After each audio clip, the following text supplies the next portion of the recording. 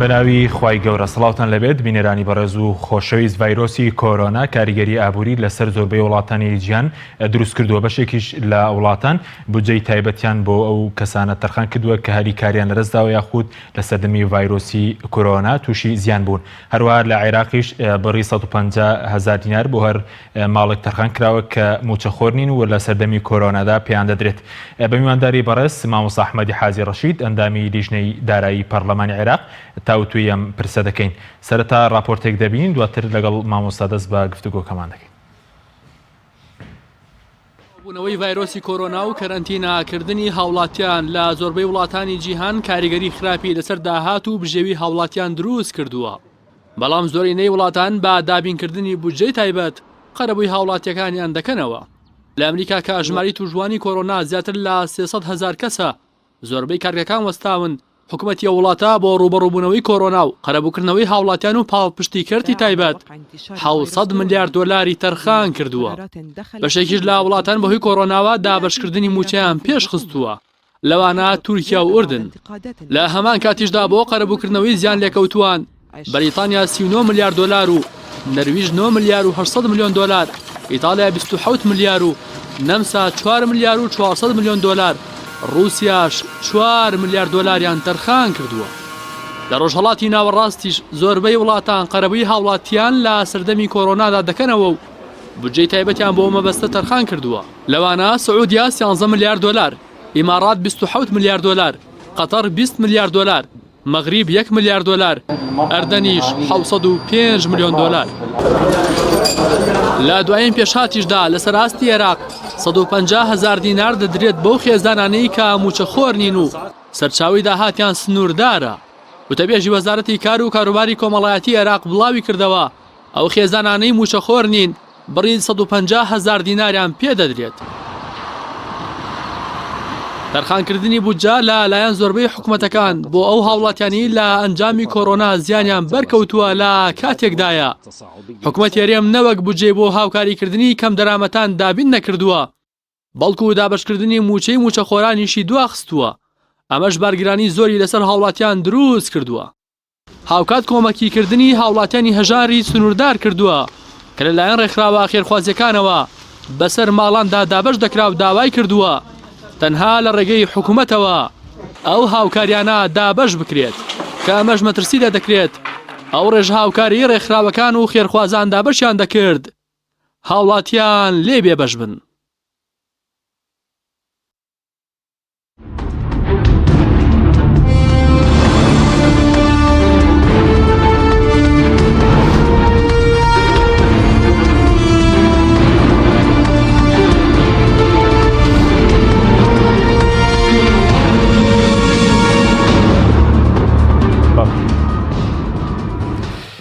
جارێکی تر سڵاوتان لەبێت بینەرانی بەڕێز مامۆستا بەخێر بێن. سوپاس بە ئامادەبوونتان، زۆر سوپاس. ئەگەر لە سەرەتا بە شێوەیەکی گشتی قسە لەسەرەوە بکەین ڤایرۆسی کۆرۆنا چ کاریگەریەکی لەسەر ئابووری جیهان بەگشتی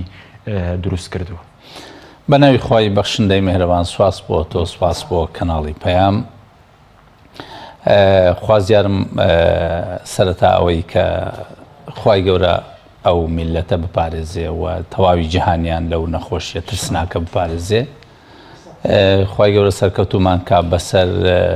ئەو نەخۆشیە درمەی کە لە ئێستادا بۆتە مۆتەکەیەک بۆ سەرگیانی تەواوی جیهانیان. ئەوەش بەوە بێ کە ڕێکارە تەندروستیەکان بگرینە لەبەرچاو بگرین و ئەوەی کە پێمان نەکرێت لە سەرەتای ئەوەی کە سوپاسی دەستگاکانی تەندروستی و وەزارەتی تەندروستی و پۆلیس و ئاسایش و ئەوانەی کەوا هێزە ئەمنیەکان هەڵەسن بەو کارە بەڕاستی ئەوان خۆیان خستوتە بەر ئەو خەتەرناکیە بۆی گیانی ئێمە بپارێزن، بۆی گیانی هاوڵاتیان پارێزن. لەبەرەوەی زەرورە گوێڕایەڵی ڕێنمونیەکانیان بین، بە تایبەتی دەستگا تەندروستیەکان زەرورە ئەوانیش مراعاتی ئەو هەستەی هاوڵاتیان بکەن، چونکە ئەوان دکتۆرن، ئەگەر نەخۆش ئەگەر هەر هاوڵاتیەکیش نەخۆش بێ یا حاڵەتێکی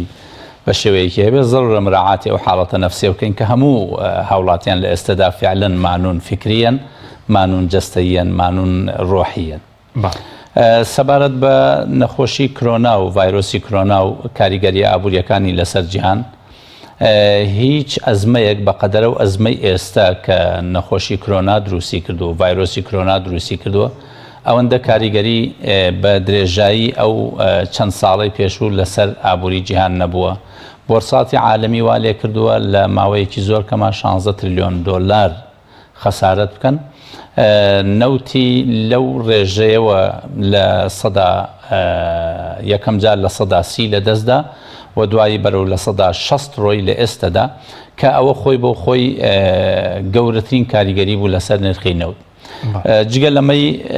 جاران کە نرخی نەوت دائەبەزی جۆرێک لە جوڵە و بزاوتی ئەهێش لە ئێستادا ڤایرۆسی کۆرۆنا جوڵەی بازرگانی بە تەواوی معنا شەلل پێهێناوە ئیفلیجی کردووە بۆیە کاریگەریەکانی ڕەنگە لە ئێستادا هەندێکی لە مەدای مانزورە بێتە بەرچاومان بەڵام کاریگەریە خراپەکانی لە مەدای غیر مانزورە ینی لە دوای چەند مانگێکی کە دەرەکەوێ ئەم بابەتە. بەس بڵین مامۆستا کاریگەری ئابووریەکان لەو ڕوانگەی کە خراپن مەسەرەن جوڵەی هاوڵاتیان لە ماڵاو جوڵەی مەسن کە جوڵە نەبوو حرەکەی اقتصادی نابێت کە حرەکەی اقتصادی نەبوو ئەوەی کە ئێستا هەیە لە خەزاناتە ئەوەی کە هەیە لە بەردەستە ئەمانە سەرفە بن. دوایی ئەو کارگە و معمەل و ئەوانەی کەوا بە تایبەتی لە مەسایلی غیزائیە ئەتوانرێ ئێستا بەو حاڵەتەی کە ئێستا هەیە ئەگەر ئەم نەخۆشیە بەردەوام بێ ئەوە ئەبێ ئالەتی تازە بدۆزینەوە بۆ جوڵەی بازرگانی ینی جیهان بکەوێتە قۆناغێکی ئاواوە کە جوڵەی بازرگانی نەوەستێ بە هیچ کاتێک بۆ نمونە لە ماوەی 48 کاتژمێرە کە لە ئێستادا ئێمە لە نیوەی ئەو ماوەیان جوڵەی هاوڵاتیان وەسێنراوە لە دوێنێ پێش سعات 12 ینی حاڵەتێکی وا ترسناک هەستت پێ کرد کە ئەنەهوو کۆتایی ئەو دنیاە کە خەڵک زۆر بەشپرس با بڵێن پەلەماری ئەو کاڵا و کەل و پەلوشمەکی ئەدا کەوا تەسەورە کرد ئیتر ئەمە هەچ کەس بۆ خۆیەتی بۆیە ئەبێ حکوومەتی هەرێم و حکوومەتی ئیتیحادی و حکوومەتەکان لە ئێستادا بێ بیر بکەنەوە لە قەزیەیەک کە زیاتر قەزیەی پاراستنی ئینسانە. لە ئێستادا مەسئلەی ڕبح هەبێ بە شێوەیەک لە شێوەکانی عادە نەزەر بکرێتەوە لە نیسبەکەیە چونکە ئینسانەکان کەوتونەتە خەتەرەوە. ئەگەر ئینسانەکان خوا نەخواستە بەرەو لە ناوچوون بڕۆن ئەو وەختە ئیقتصاد کەڵکی نییە تۆ ئیقتصاد کاتێک کە باز لە خۆشی ژیان و بژێوی ئەەکەی بۆ ئینسانە هەموو قەزەکان مسەخەرن بۆ ئینسان کاتێک ئەگەر ئینسان نەبێ ئیتر تۆ ئیقتصادت بۆ چییە ئیتر ڕەفاهیەتی ژیان مانایەکی نامێن. باشە ئەگەر بینە سەر عێراق دوای کوردستان سێرە سەرەکەی ئابووری کاریگەرێکی بۆ بڵێن ڤایرۆسی کۆرۆنا لەسەر ئابووری عێراق بە دیاری کراوی یعنی لە چڕوانگێکەوە زیانی دا و زیانەکانی دیارن ڕۆژانە چەند زیانی بەر ئابووری عێراق بەتەکید عێراق یەکێکە لە وڵاتانەی کەوا زیانی گەورەی بەرکەوتووە بە تایبەتی عێراق وڵاتێکە ئێمە هەموو جارێ و پێناسەیەکەین کە عێراق وڵاتێکی ڕێعیە واتە اعتبار دەکات سەر سەناعاتی دەرهێنانی نەوت سەناعاتی استیخراجی و نەوت تاکە سەرچاوەی داهاتەکانی عێراقە بە شێوەی لەسانەوە دووسێی داهاتەکان. باقیەکەی تری کە لە سا حوتە بریتیە لەو جوڵە بازرگانیەی کە لە ئەنجامی گومرگ و زەڕایب و ڕوسوم و ئەوانە دروست بووە کاتێک کە حرەکەی هاوڵاتیان ئەوەستێ ئەم لە سا حوتە ئۆتۆماتیکیان سفرە بێتەوە چونکە کە جوڵەی بازرگانی نەما گومرگ نامێنێ کە جوڵەی بازرگانی نەما ڕسومات و زەڕائب بە شێوێک لە شێوەکان کەمەکرێتەوە یعنی ئەو ئینسانە لە داهات زەریبەدا کاتێک کە داهاتەکەی نامێنێ ئیتر زەریبە نادا بۆیە ئەم لە سا حوتە ئۆتۆماتیکی ئەکوژێتەوە هەر چۆن ئێستا داهاتە ناوخۆیەکانی هەرێمی کوردستان لە 240 ملیۆن دۆلار و باس لە 270 ملیارد دینارەکەن هاتووەتە سەر 20 تا 25 ملیارد دۆلار ملیارد دینار کەواتە بەشێکی زۆر لە داهاتە غەیر نەوتیەکان بەم شێوەیە ڕۆیشتووە یعنی ئەو زۆر زەرری زیاتری پێکەوتووە لە نەوتەکە مەسەلەی نەوتەکەش عێراق لە ئێستادا پێش چەند ڕۆژێک کە نەوت بوو بووە 24 دۆلار عێراقی فرۆش بە 7 دۆلار واتە ڕۆژانە ئەیتوانی 30 ملیۆن دۆلاری دەستکەوێت کە مانگانەی کردە 950 ملیۆن دۆلار کە کەمتر بوو لە ملیارێک دۆلار لە کاتێکە عێراق پێویستی بە 3 ملیارد دۆلار هەیە. شەریکەی سۆمۆ ئیعلانی کرد کە داهاتی مانگی سێیان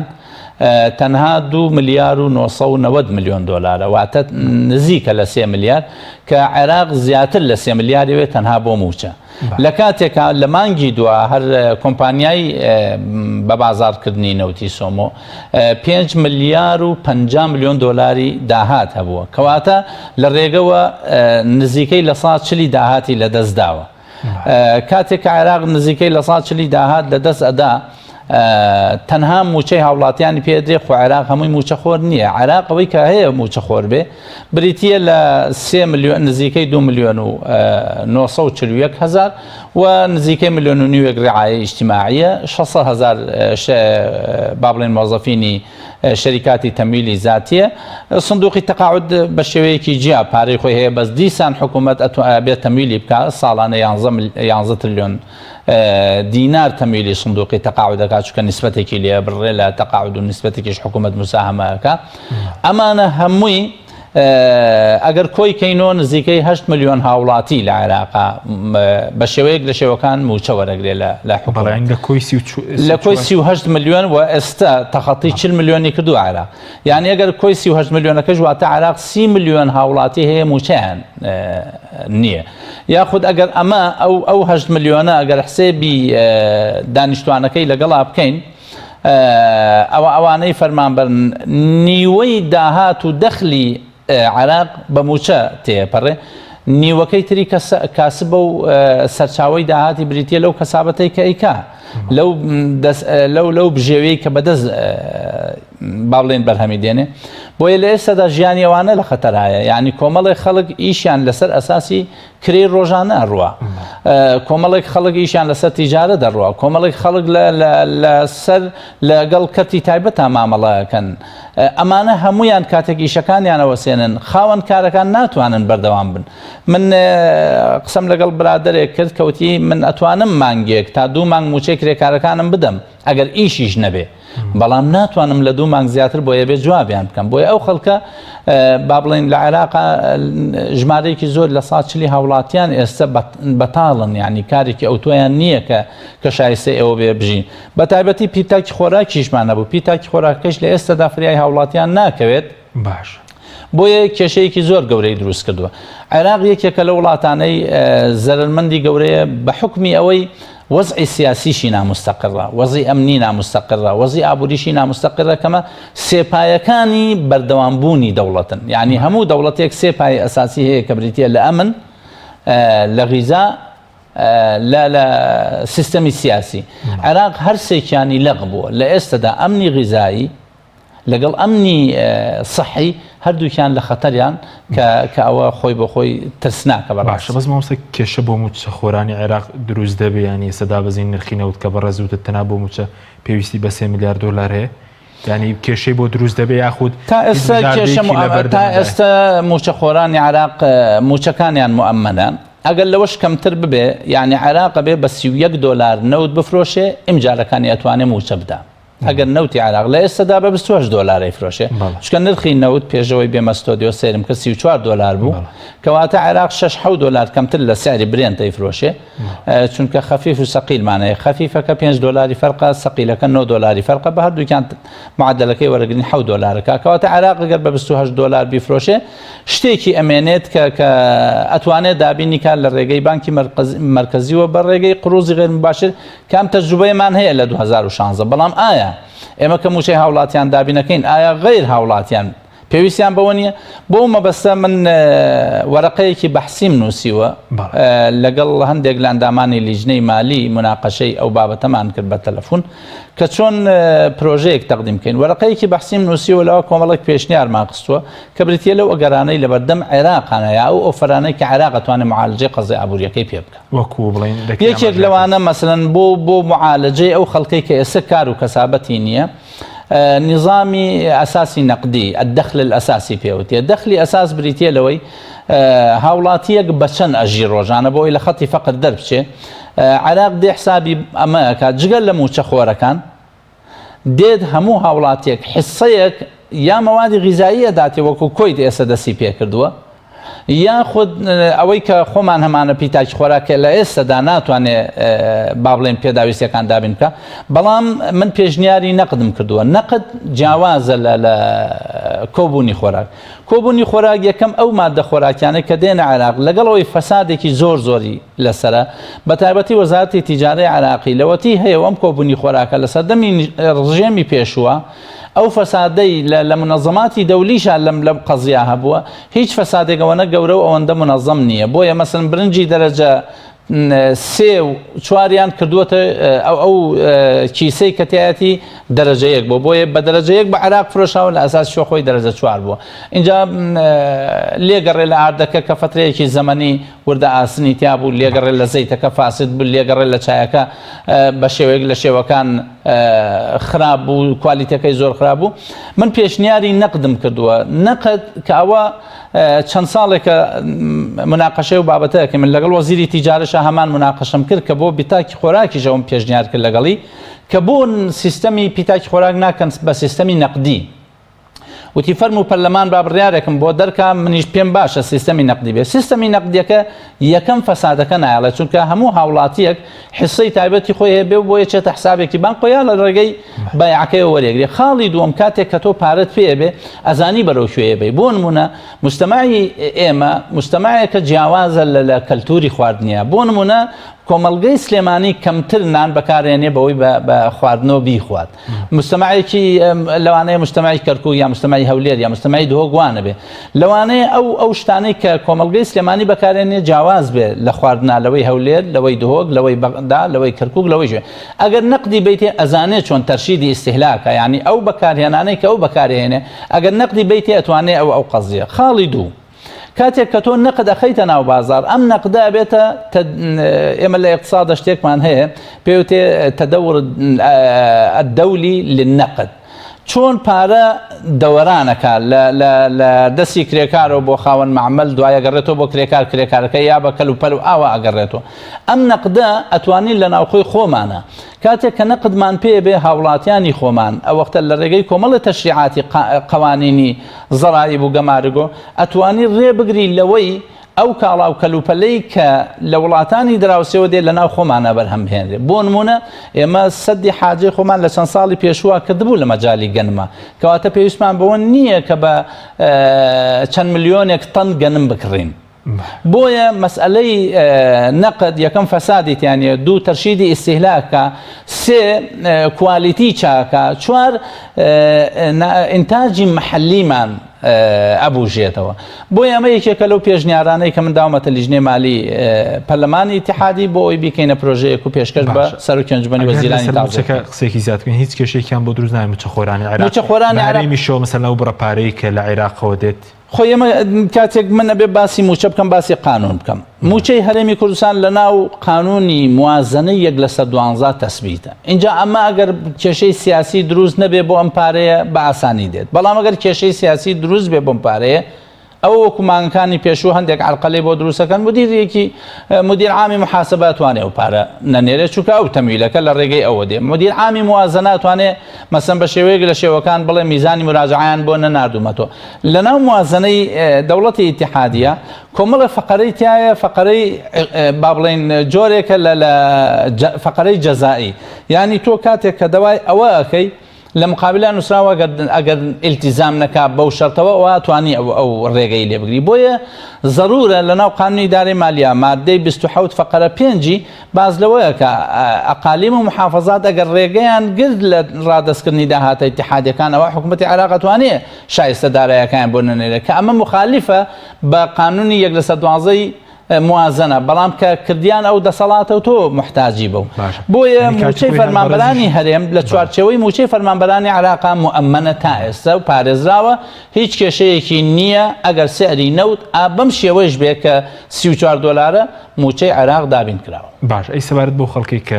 مەسەڵەن هیچ کاسبێکیان ئێستا لە عێراق وەزارەتی کاروباری کۆمەڵاتی دەڵێ 150,000 بەو خێزانانەی کە مەسەڵەن موچەخۆرنی ئایا ئەو بەس بۆ عێراق یاخود دەکرێت هەوڵ بدرێ ئەم بەڕەپارە هەرێمی کوردستانیش بگرێتەوە عێراق بینێرێت لێرە هاوڵاتیان خۆی ئەم پارەیە ئایا بۆ وەزارەتی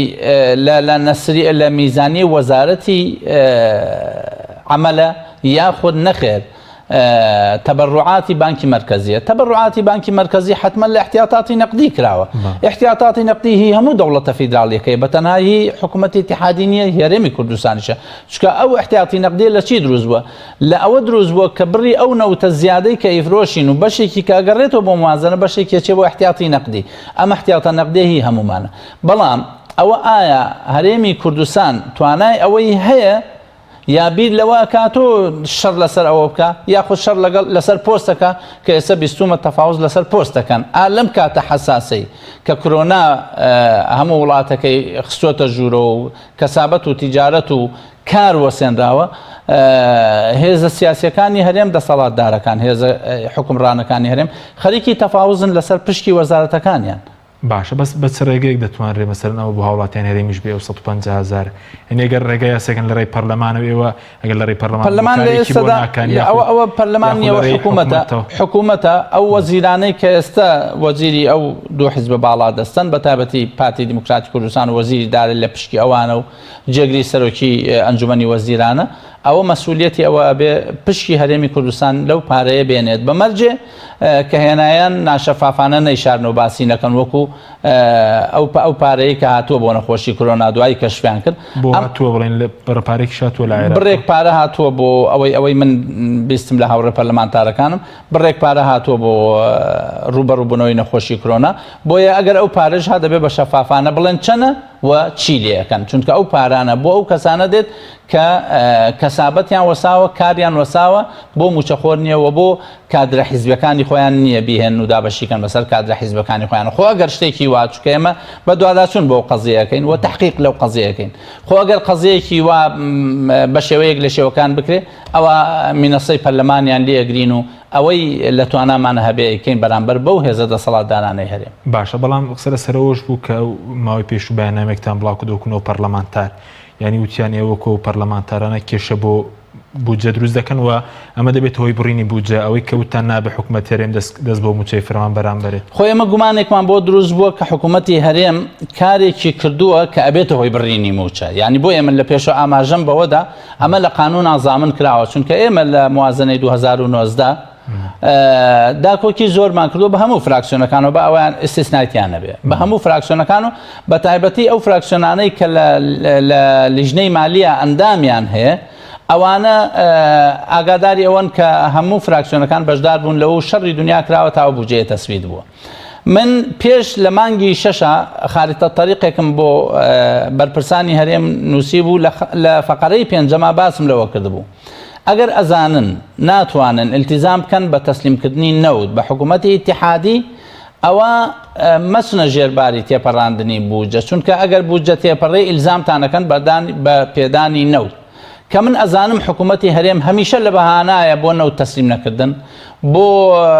لەزمەی سیاسیدان بۆ نمونە لە موازنەی 2019 هەیە بێ ژمارەی فەرمانبەرانی هەرێم بدرێت بە حکوومەتی اتحادی کەمە مەسئولیەتی وەزیری داراییە کە ئەو داواکارێ بڕوام نییە وەزیری دارایی ئەم داواکاریە کردوێت لە حکوومەتی هەرێم و ئیلزامی کردن کە ژمارەی فەرمانبەرانیان بن بە حکوومەتی اتحادی بۆ ئەوەی لەزمە نەدەین بەدەسۆتاوەکو حکوومەتی اتحادی بەهانەی بۆ دروست بێ ئەو بۆیە من قەناعەتم وایە حکوومەتی هەرێم و تەسەڕوفاتی حکوومەتی هەرێم بە شێوەیەکە تەسەڕوفە سیاسیەکان بە شێوەیەکە تەسەڕوفە ئیداریەکان بە شێوەیەکە تەسەڕوفە چاودێریەکان بە شێوەیەکە کە دوجار ئەبنە هۆکاری ئەوەی کە بە شێوەیەک لە شێوەکان ئێمە فشارمان لەسەر دروست بێ و موچە جاری وا هەیە بۆ سێنرێ وەکو مانگی پێشووتر وەسێنرا وەکو ئەم مانگە تەخیر بوو بۆیە ئەوان هەر لە ئێسەوە هەرێم عادەتێکی هەیە هەمیشە مەسئولیەتەکە لەسەر شانی خۆی لە ئاوای داتە سەر شانی خەڵکی دیکە ئێمە کاتێکە ئەو بەیاننامەمان واژوو کرد بوو بڵاومان کرد بۆ ترسی ئەوەمان نەبوو بەس خۆزگە ئەو هێزە دەسەڵاتدارەی کە ئەرک و مانوبوونی کێشا کە پارەیەکی زۆری سەرف کرد بوو بۆ ئەوەی لەسەر بە ناوی هەریەکەمانەوە پەیجێکی سێبەر دروست بکە بۆ ئەوەی کەسایەتی ئەمە بشکێنێ خۆزگە و حکوومەتە یا ئەو بەرپرسانە یا ئەو دەستگا حیزبیە ئەوەندە شەریف وایە ئەو پارەی بەکاربێنایە بۆ هەژار بۆ فەقیرەکان بۆ نەخۆشەکانی هەرێمی کوردستان و بەکاری نهێنایە لە سپۆنسەری ئەو پەیجانەی کە ئێستا بەناوی ئەو نوع ئەندام پەرلەمانەوە هەر یەکەمان پەیجێکیان لەسەر دروست کردوین خۆزگە ئەو بەرپرسە سیاسیە ئەو بەرپرسە ئەمنیە ئەوەنە شەریف وایە ئەو پارەی لە سپۆنسەری پەیجە سێبەرەکانی دژی ئێمە بەکار نهێنایە بیایە بە چوار فەقیر و هەژار بیایە بە چوار نەخۆش بیاندایە بە کەمامە بۆ ئەو هاوڵاتیانەی کەوا پێویستیان بەوەیە بەداخەوە حکوومەتی هەرێم ئەوەندەی پارە سەرفەکە بۆ ئەو مەجاالەی ئەعلامێنە ئەوەنەی کەناڵی تەلەڤیزیۆنی و کەناڵی سەتەلایەتی لەسەر حسابی قوتی خەڵک کردوەوە ئەوەنە لە خەمی موچەی هاوڵاتیان و موچەی ئەو خەڵکانەی کەوا لە ئێستادا کار و کەسابەتێکیان و لە ماڵ زیندانی کراوە باشە بەس وەکو دواخستنی موچە کێوە وتان ڕێگە نادەن یاخود ڕێکاری یاسایی دەگرنەبەر بەڵام ڕەنگە حکومەت دەمە بکە ئێستا بۆ نمونە دابشکنی موچە وابڕیاربوونەوەی مانگ کۆتایی پێبێ بە پاساوی ڤایرۆسی کۆرۆنا درێژکراوەتەوە بۆ 16 مانگ یعنی مانگی هەرە مانگی کە موچە وەرگیراوە مەسەرەن مامۆستاها بۆ 50 ڕۆژ اینجا موچەکەی پێدرا ئەمەش هەر جۆرێکە لە پاشەکەوت و بڵین دواخستن ئەگەر نەتوانرێت 30 ڕۆژ جارێک بدرێت حکوومەت تا ئێستا ئەو مزداقیەتەی کە مەفروزە حکوومەت و هاوڵاتی هەیان بێ خوا بەوە ڕەحمەکە کە خەڵکی و هاوڵاتی ئێمە زیاد با بڵین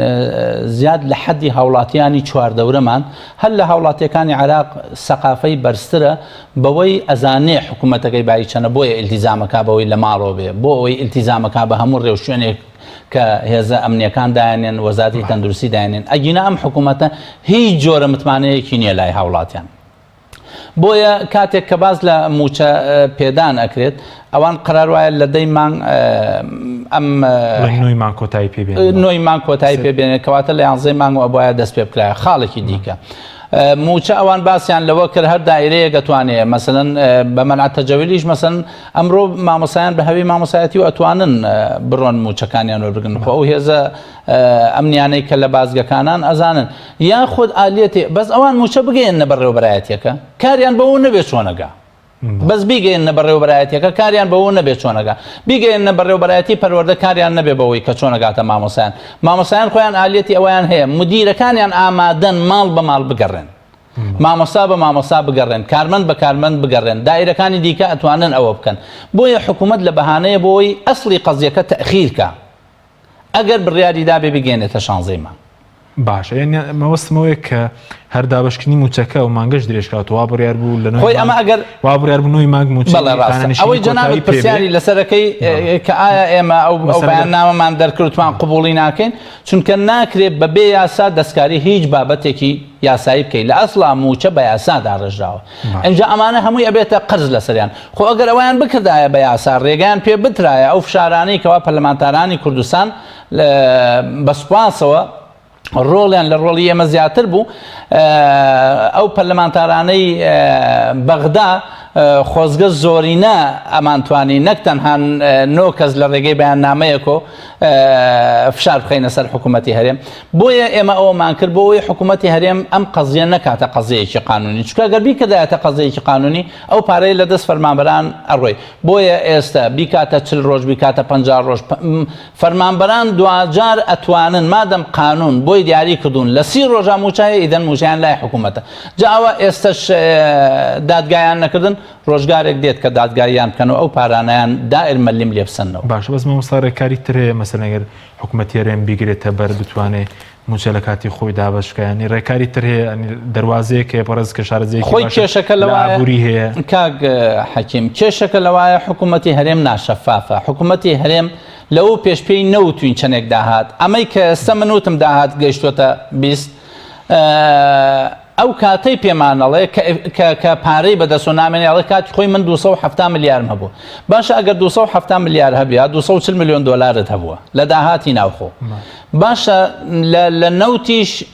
نزیکەی 800-900 میلیۆن ملیارت فرۆشتووە لە عێراق شۆ 441 میلیارد بۆ هاتووە ئەو 12 میلیاری کە لە ڕێگەوە کە عێراق لێ بڕیون لەسەر ئەو قەرزانەی کە کەس نازانێ بۆ چیان کردووە چۆن کراوە ئەم داهاتەی کە هەبووە تێپەڕێ لە تریلیۆن و 500 میلیار تۆ پێویستت بە قسەی خۆت یعنی هەر قسە و داتاکانی خۆیان 881 میلیاریان وێسووە بۆ موچە باشە ئەی باقیەکەی چی لەوە ئەگەر ئەڵێن ئێمە قەرزمان لەسەر بووە بەس ئەوەندەمان پێ بڵێن قەرزەکان لە کەیەوە کراون مەبلەغەکان چەنە عمولەکان چەنە فائیدەکان چەنە کەی تەواوە بن چەندێکتان لێداوەتەوە چەندێکی ماوە ینی کاک حەکیم من ئەزانم لە عێراقا ناشەفافی هەیە لە عێراقا گەندەڵیەک هەیە تا سەر ئێسقان هەموو جوملەکانی دەوڵەتی عێراقی گەندەڵیە بەڵام کاتێک کە باسی قەرزەکەین کاتێک کە من مناقەشەیەکم بۆ دروستە بێ حکوومەتی عێراقی کتابێکی بۆکەم ئەڵەم چەندێک قەرزاری ئەڵێ ئەمە قەرزەکانی منە 105 ملیار دۆلار قەرزارم چلویەکی قروزی غەلیظەیە ئەوەی دووەلی خلیجی 64 ملیاری قەرزی خارجی و داخلیە 27 ملیاری ئەڵێ قەرزی خارجیە 43 تریلیۆنی ئەویان بە دۆلارە 27 ملیاری بە دۆلارە 43 تریلیۆنی بە دینارە یعنی ئەم داتایە چی تێچێ گەر حکوومەتی هەرێم بە ئێمە بڵێ ئەوەنە قەرزارم فائیدەکەی ئەوەنەیە عمولەکەی ئەوەنەیە سەنەواتی ئەوەنەیە سپاس دەکەم ناوبڕێکمان هەیە دەتەگەڕم وڵای بەڕست بەڵێ بینەرانی بەڕست ناوبڕێکی کورت و دەگەڕینەوە وڵاتان لەگەڵمان بمێنەوە تۆپ چاکە بریکاری تۆڕی میدیایی کۆمەڵ بۆ دروستکردن و بڵاوکردنەوەی ڕێکلام تۆپ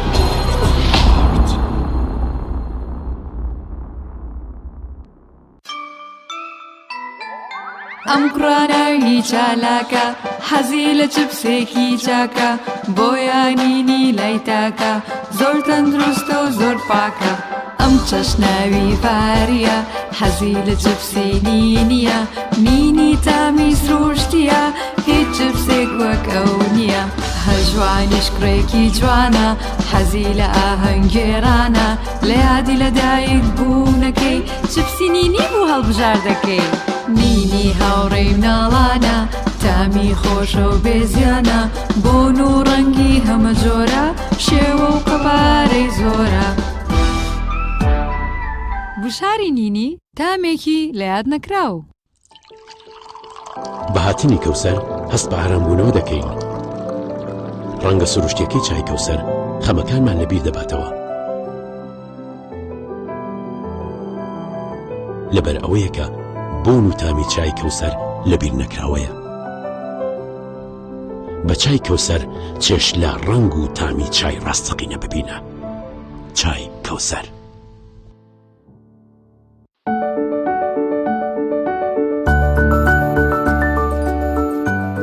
ڕاستە هەستی دایک بوون زۆر جیاواز و چێژبەخشە بەڵام بەرپرسیارەتێکی قۆرسیشە ئەرچی دایک پاراستنی تەندروستی و گەشەکردنی منداڵەکەیەتی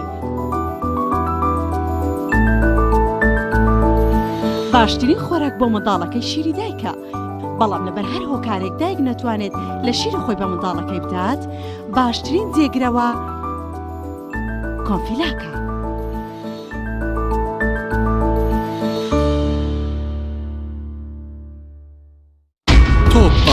تۆپ چاکە بریکاری تۆڕی میدیایی کۆمەڵ بۆ دروستکردن و بڵاوکردنەوەی ڕێکلام تۆپ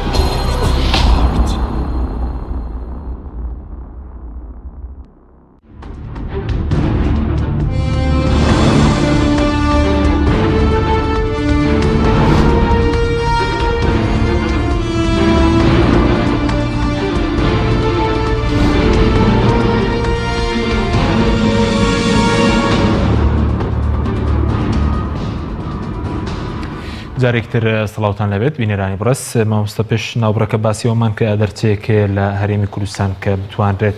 سەنە کێشە بۆ موچەی فەرمانبەران دروست نەبێ خود ئەگەر ئێستا نرخی نەوتیش دابازیوە دەرچە هەیە دەرچەی ئابووری کە بتوانرێت کێشەی زۆر بۆ ئابووری هەرێم و بڵێن عێراقیش دروست نەبێت بە تایبەتی ئەوەی من بزانم ینی هەرێمی کوردستان ئەوەی من پێی پێبرم لە ڕووی ئابووریەوە ئابووری هەرێمی کوردستان ئابووریەکی لەرزۆکە بنیادی ئابووری لە ئەسڵان نەبووە بۆچی ئابووریەکی لەرزۆکە بڵێن لەبەرەوەی ئەمانە کاتی خۆی کە دەستیان برد بۆ پرۆسەی نەوت ئەوەندە خەتەرناکە کە چوویتە ناوی ئیتر ناتوانانی بێتە دەرەوە چونکە خۆی ئیلزام کردووە بە 58 عەقدی نەوتیەوە کە ئەمانە تەنەسوڵ لە هەر کامیان محکەمەیەکی دەولیت لێگرن کە لەم ماوەیە داوایان کردبوو کە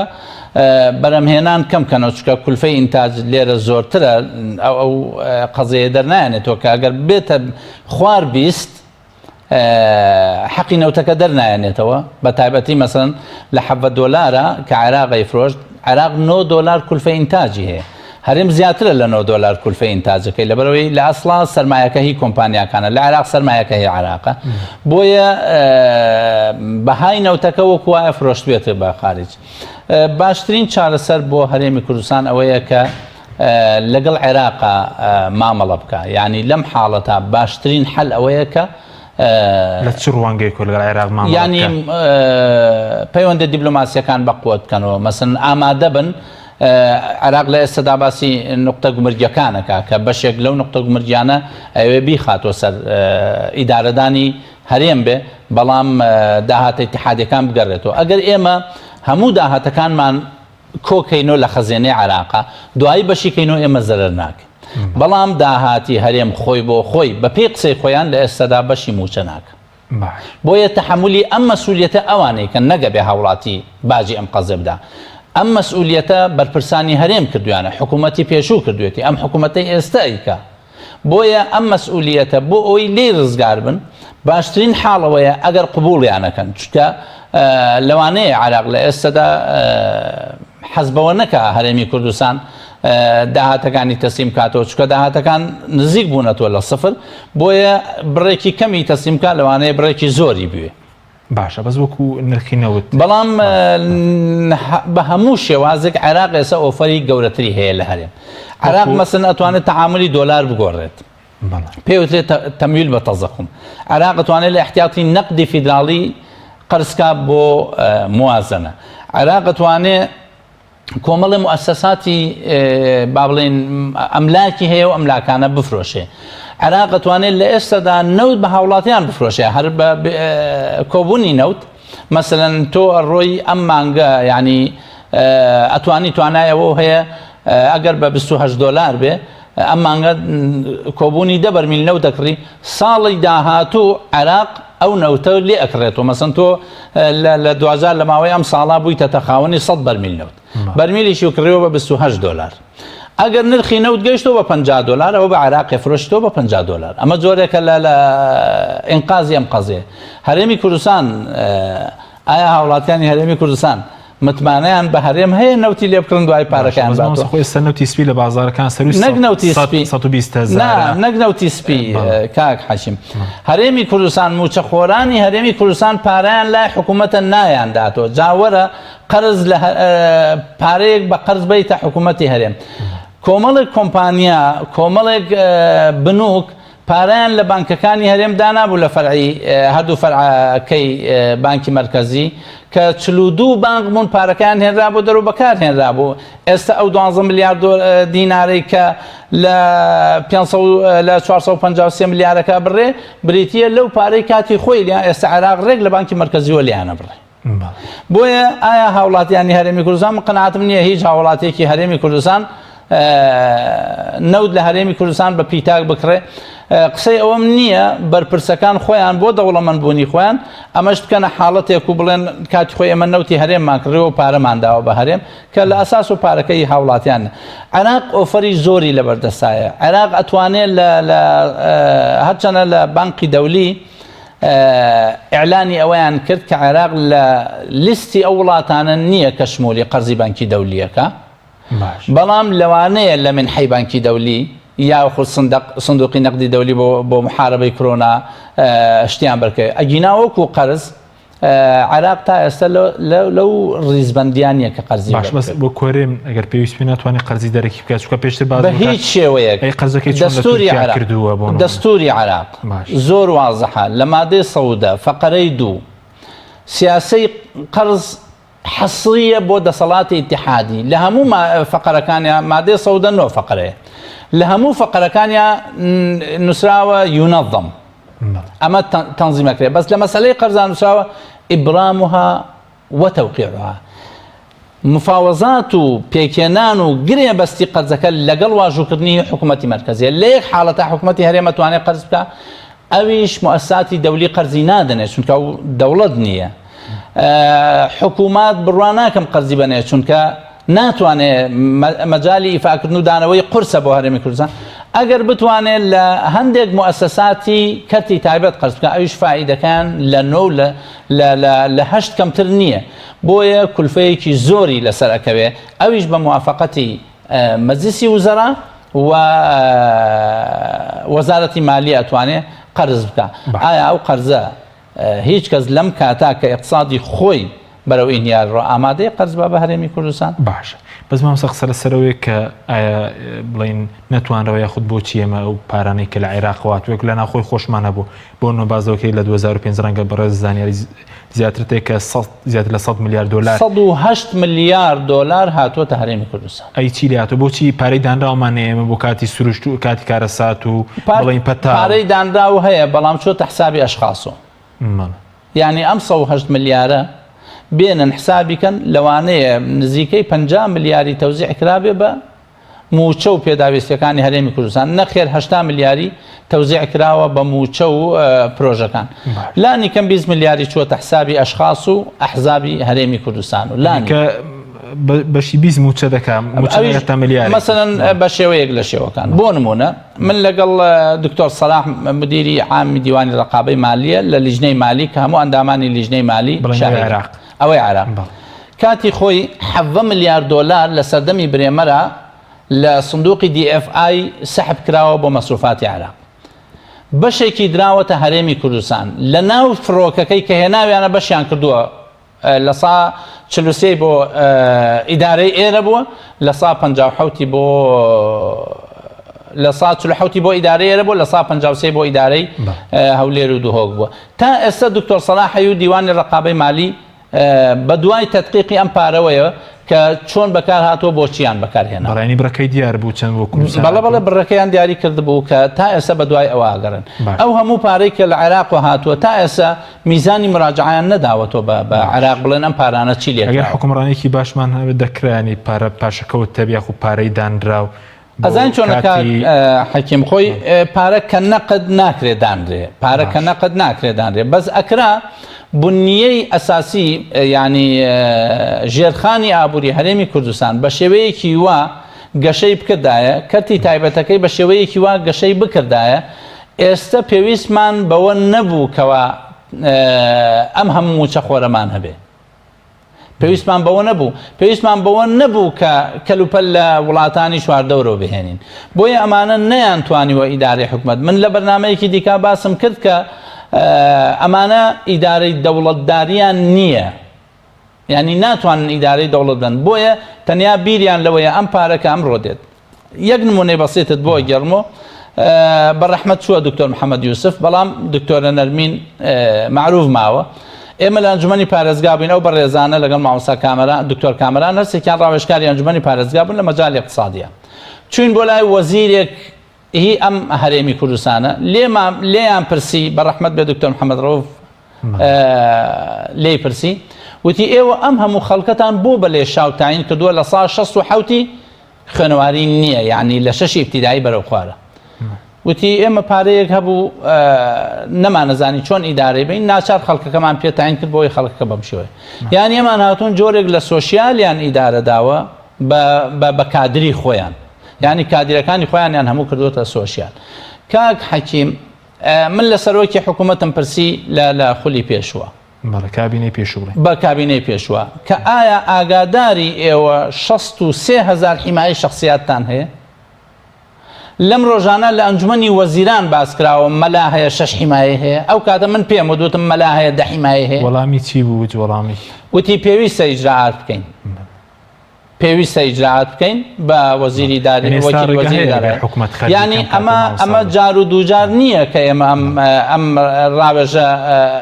نەمانداوە خەرجیانە ینی داهات کەمکردنەوە خەرجات بۆ حکومەت بێتەوەی کە بەرز دڵی پاسەوان ئەوەی خاڵە سنووریەکان کۆمپانیا حیزبەکان دەکرێت داهاتێکی زۆر ئەمان جارە قەرزێکی زۆریان لای کۆمپانیا حیزبەکانی خۆیانە بە ئاوە وەرگرنەوە داهاتێکی بێشماری خەرجی ناپێویست هەیە بە ئەوانە لابن چونکە ئێسێمە لە قۆناغێکیان تەنها پێویستمان بە ضروریات هەیە ئێمە پێویستمان بەوە هەیە تەقلیسێک لە هەیکەلیەی ئیداریە بکەینەوە ئەو هەموو وەحدە حسابیەمان ناوێت کاتی خۆی ئەمایان پێ وتراوە جارێک و دووجار و دەجار و 20 جار و لەلایەن چەند کەسایەتیەک و ئەمە وتراوە یەکێک لەوانە بەڕێز عومەر عنایەت بوو کە پرۆژەیەکی تەقدیم کردبوو ئەم هەموو وەحدە حسابیە لە هەرێمی کوردستانە بۆ کە پێویست نییە لە ئاساس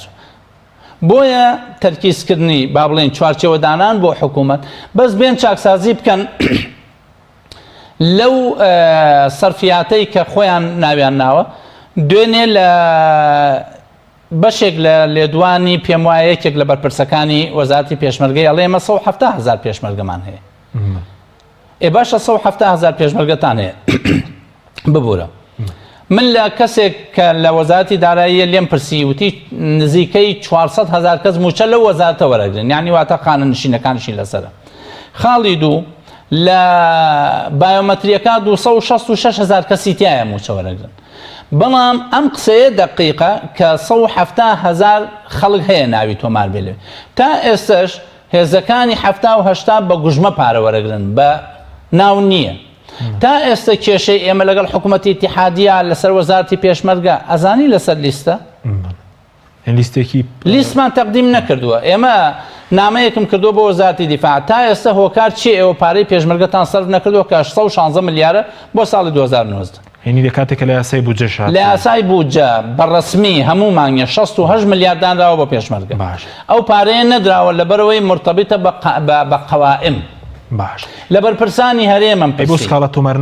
لە بەرپرسانی هەرێمم پرسی کە بۆ قایمە تەقدیم ناکەن ئەڵێن ئێمە قایمەمان بۆ هەیە بۆ ناو خۆمان تاوەکو قایمەمان هەبێ بۆ عێراق بۆیە ئەگەر بێت و ئەو چاکسازیە کە پێچا بوویانە موچەی خەڵکی داماو ئەو چاکسازیە لە ئەو هەموو بندیوارە بکەن کە هەیانە کە لە ئەو هەموو خەڵکەی کە بەناهەق چەند موچەیەکی هەیە لانی کەم چەند موچەکان کە ئین بووە بیبڕن لەو لێشاوە خەڵکەی کە تەعین کراوە ناوی نیە و پارەکەیە چێتە حسابی مەسئولین و ئالەوان چاکسازی بکەن چاکسازی کاتی خۆی من لەسەر منووسی چاکسازی بۆ ئوسلوبە ناکرێت چاکسازی کە لە سیستەمی سیاسی نەکرێت لە سیستەمی ئابووریا بە تەنها ناکرێت کە لە سیستەمی کارگێڕیان نەتکرد کە وەحداتی حسابی و بە بێژما بە حەد و حساب هەیە ناتوانانی کۆنتڕۆڵی گەندەڵی بکەیت باش ماوەسە کاتمەکەمەوە بەس سەبارەت بەوەی کە ئێستا بەڕێزوتت زەرورە حکوومەت هاوکاری خەڵکی هەژار و کەم دەرامەت بکە بەڵام ئێستا کەمپینی شەیە کەمپینی خێرخوازی و ئەوانە ئێستا حکوومەت دەڵێ بابەیەکەوە بڵێن یەک کەمپین دووسی حکوومەت سەرپەرشتی بکات پێت شتێکی باشە لە ڕانگەی ئابووری و لە وڵاتان چۆنە بە کورتی بەسپاس وڵی لە هەموو وڵاتێک ڕێکخراوی خێرخوازی بۆ خۆیان سەر بەخۆن خۆشیان نەزانن چۆن ئەو داهاتەی بەدەستی هێنن تەوزیعیەکەن چکە ڕێکخراو ئەزانێ بە چمە بەستێ پارەکەوە کاتوە حکوومەت دەستێکی ئەمین نییە بۆیە نە ڕێکخراو نە کەسایەتی نە دەوڵەمەند نە بازرگان ئامادە نییە پارە بخاتە دەستێکی نائەمین کە نازانێت چی لێەکە کە بەکارهێنێ بەکارهێنانێکی سەکاری هەژارانش کەم دەکاگەرم ینی دڵنیام لەوەی کە ئەو پارێ ئەم قەزیەیە لە ئێستادانە لە دوای 11 سپتەمبەر دووەلی خلیج بە تایبەتی سعودیە ئەم هەنگاوەینا کە نەیهێش زەکات ئەوانەی کە زەکاتە دەن خۆیان زەکاتەکە بن بۆی خۆی کاتەوە قۆرقی بکە ئەمە بریتە لەوەی زیاتر فەقیرکردنی فەقیرەکان ئەو هەوڵەی کە ڕێکخراوەکان ئێستاییدەن بە هەموو ڕێکخراوەکانەوە ئەو هەوڵەی کە ئێستاییدەن ئەو وەختە ئەو هەوڵە نامێنێ بۆیە کەس پارە نادا بە حکوومەت دوجار فەقیر و هەژارەکە زەرەکە بۆیە داوام لەوەیە حکوومەت تەدەخولی ئیشی ڕێکخراوەکان مەکە با ڕێکخراوەکان خۆیان ئازاد بن چۆن پارە کۆکەنەوە چۆن نیشتەوزیعیەکەن مهمەوەیە هەژار لەم وڵاتان ڕێژەکەی کەمەکەن و لە کۆڵی تۆیشەکەنەوە لەبریەوەی مەمنونیان بێت لەبریەوەی کاراسانیان بۆ بکات لەبریەوەی خۆی منحیان بداتێ خۆی من حیان بداتێ کاکە حەکیم لە ئیسرائیل وڵاتێکی 6 ملیۆنیە 30,000 ڕێکخراوی خێرخوازی تایە 30,000 ڕێکخراوی خێرخوازی تایە یعنی ئەمە ڕێکخراوی خێرخوازیمان هەبوو پارەکەی دەستی بەسەرا گیرا درا بە ڕێکخراوێکی حیزبی ڕێکخراوی برایانی ئەو ڕێکخراوی کە برایانی یەگەت و سەرپەرشتیانە کرد پارەکەی دەستی گیرا بەسەرا لە ڕێگەی یەکێک لەو حیزب حکومڕانانەوە بۆیە حکوومەت دەستێکی ئەمین نییە تا پارەی بخرێتە دەست بۆی ئەو تەوزیعیکە زۆر سپاس بۆ بەڕێز مامۆستا حەمەدی حاجی ڕەشید کە لەم بەرنامەیە لەگەڵ ماوەی سپاس دەکەین سپاس بۆ تۆش سپاس بۆ بینەرانی بەڕێز سپاس بۆ هاوکارانم خواتان لەگەڵ